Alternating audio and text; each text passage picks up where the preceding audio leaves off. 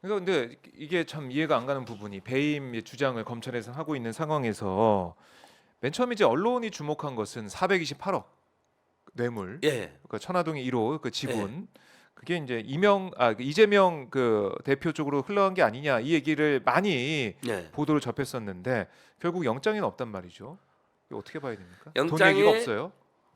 혐의가 빠진 거죠. 음, 결국은 처음에 민주당사 뭐 국회의사당까지 압수하면서 네, 엄청난 불법 대선 자금 사건이다. 그리고 뇌물을 받았다. 그다음 천화동인 1호가 그분 이재명이다. 이렇게 몰아갔잖아요. 네, 네. 이 영장에는 428억을 정진상이 뭐 받기로 하였다. 뭐 이런 식으로 음, 검사의 일방적 주장은 있어요. 근데 그 이재명 거라며. 이재명 받은 뇌물이라며. 네. 그래서 김만배 일단 특혜를 줬다며. 음, 그러면 그게 들어가야 되잖아요. 영장에. 음, 428억을 정진상이 받기로 하였다라는 표현만 두세 차례 나오고 네. 이재명의 혐의는 쏙 빠져 있어요. 이재명이는 배임이에요, 배임. 그러니까 배임으로만. 이건 100% 무죄가 나옵니다. 기소돼도. 네. 제가 다시 한 번 말씀드려. 판사가 바보입니까, 여러분? 지분이 50%인 성남 씨가 지분보다 많은 57%를 환수했는데 네. 검찰 주장이 하더라도 근데 검찰은 그걸 숨기려고 숫자를 조작한 거거든요. 네. 그래서 이건 100% 무죄가 되고요. 무죄가 되자마자 또는 무죄가 되기 전에 이 수사팀을 수사를 하잖아요. 만약에 특별검사 같은 데가 있어가지고 만약 대장동 특검이 저는 도입되면 그동안 정치검찰의 수사까지 공정했는지 합법인지 수사해야 된다고 저는 주장합니다. 네. 그러면 여기 요 호승진부터 시작해서 여기 검사들 전원 감옥 갑니다. 왜냐하면 숫자를 조작을 했으니까요. 직권남용하고 공문서를 조작을 한 겁니다. 네. 왜 이재명을 악마로 마녀로 만들고 구속시키려고. 오늘 또 한동훈이 무슨 생쇼를 할지 저는 분명 한동훈이 또 배임 숫자 노래 할 거라고 봅니다. 국회에서 이제 네. 법무부 장관이 나와서 얘기를 하게 될 네. 텐데 이렇게 봐야 이야기하지 될것 않을까요? 같고. 네. 제가 한번 예상해 볼까요? 노웅래 의원 때는 막 이런 사건은 처음 봅니다. 푸삭푸삭 소리가 들립니다. 이렇게 막 과장하고 생쇼를 했잖아요. 그렇죠. 정치를 그런 했잖아요. 일이 있었죠. 이번에는 배임액이 무려 4천억 대에 달합니다.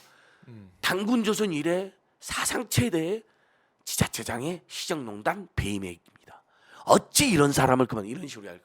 뒤에 이 검사 이 보수적인 분들이 구속장 청구서를 뭐라 하는지 아세요? 요건 증거가 없이 검사의 감정만 들어있다는 이야기를 해요. 어느 보수 평론가 뒤에 보면요 말도 안 되는 표현 내로남불이라는 법률 용어도 아니잖아요. 네. 내로남불, 아시타비, 시정농단, 시정사유화, 뭐 증거인멸 우려, 피의자는 뭐 고의적으로 수사를 방해, 뭐 별별 심지어 그것까지 나옵니다. 우리가 예상했던 정성호 의원이 김용하고 정지상 면담한 것까지 그것까지 요약해서 써놓고 회유하고 증거인멸하려고 했다.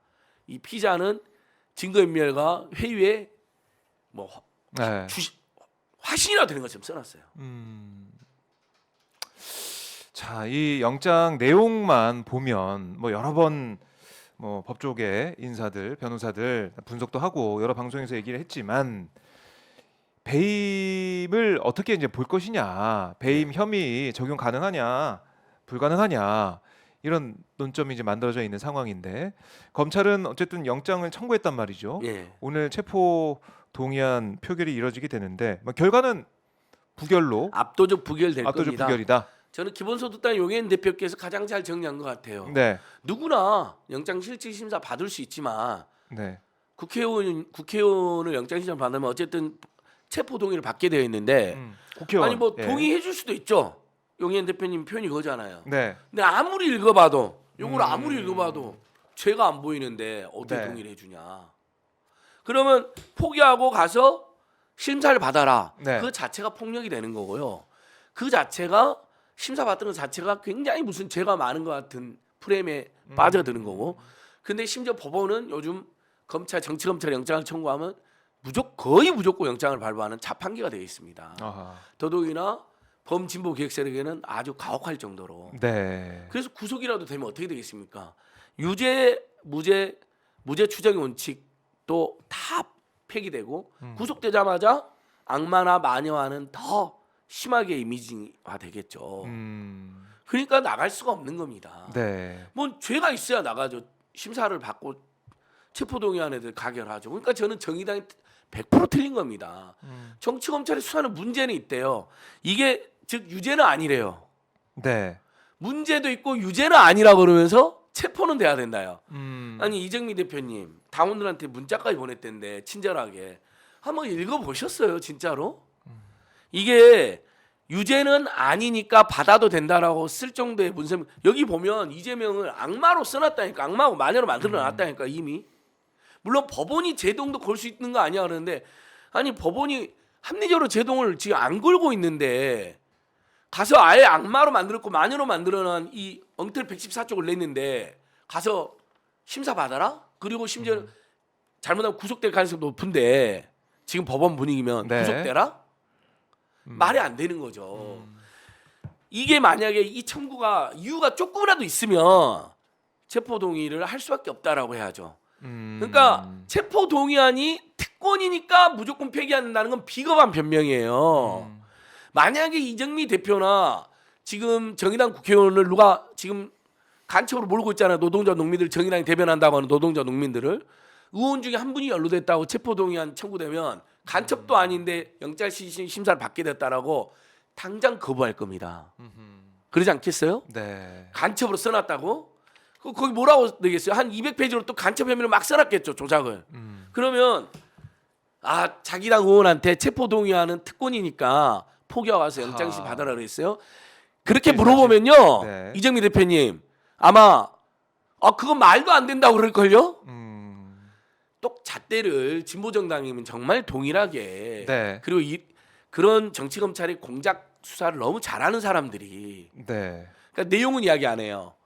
기본소득당하고 차이가 뭔지 아세요? 기본소득당은 읽어보니까 말이 안 된다는 거예요. 아하. 체포 동의를 해줘도 안 되고 체포 동의를 내서도 안 되는 사안이라는 거예요. 근데 정의당은 읽어보니까 내용이 어떻다는 말을 하나도 안 하고 특권이니까 가서 심사 받아라. 유죄가 확정된 건 아니다. 거기에 그것도 초점을 맞추고 말장난이에요. 있다.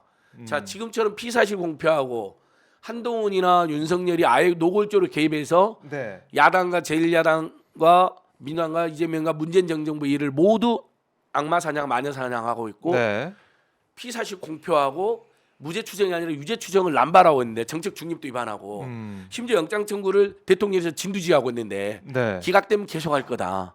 그런데 유죄가 확정되는 거 아니까 가서 받아라.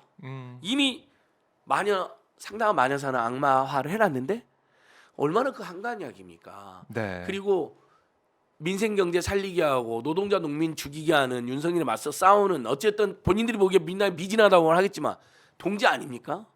노란 봉투부터 같이 통과시키고 있고 그렇네요. 화물연대 파업도 같이 연대하고 네. 미진하다고 생각하겠지만 저는 정의당이 얼마나 열심히 하는지도 의문이지만 솔직히 제대로 현장 나가면 보지도 않으니까 요즘에 자 이제 정의당의 뭐 입장은 지금 정해진 상황이지만 거기에 대해서 조목조목 지적을 해 주셨고, 그러니까 이 체포 동의안 이제 넘어와서 예. 이른바 이제 불체포 특권이라고 얘기를 하고 있지만 이제 왜 생기게 됐는지 그 뭐 역사적인 여러 가지 사안들을 들여다보게 된다면 입법부의 독립성을 보장하기 위한 맞습니다. 행정부의 어떻게 보면은 그런 압박과 횡포에 벗어날 수 있는 그렇죠. 정수단이라고도 볼 수가 예. 있는데 또 사법부가 행정부를 견제하지 않고 그렇죠. 정치검찰의 편을 무조건 들어줄 때 네. 당연히 그러니까 체포동의안이 특권인 건 맞아요 여러분 일반인은 없잖아요.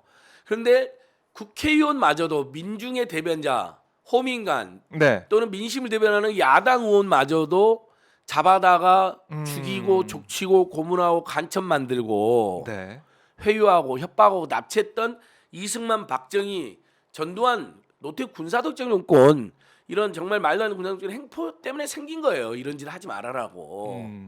근데 특권은 맞죠. 왜? 주로 국민의힘당 계열 의원들이 불체포 특권으로 체포동의안을 기각시켰어요. 네. 다수당인 때가 많았잖아요.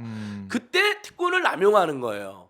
근데 다시 정치검찰 독재가 돼서 이런 짓을 할지 우리가 모르고 폐지하거나 개선하자고 그랬던 거죠. 근데 지금 세상에 대선 패배자를 이렇게 토끼몰이하고 마녀사는 얘가 없었다니까요. 건건히 조사하고 소환하고 그리고 영장 기각되면 청구 또 할 영장 수도 치겠다고 있고. 대통령실이 직접 나서서 윤석열 한동훈 김건희의 뜻이죠. 네. 이런 걸 노골적으로 자 여기서 여러분 하나 정리합니다.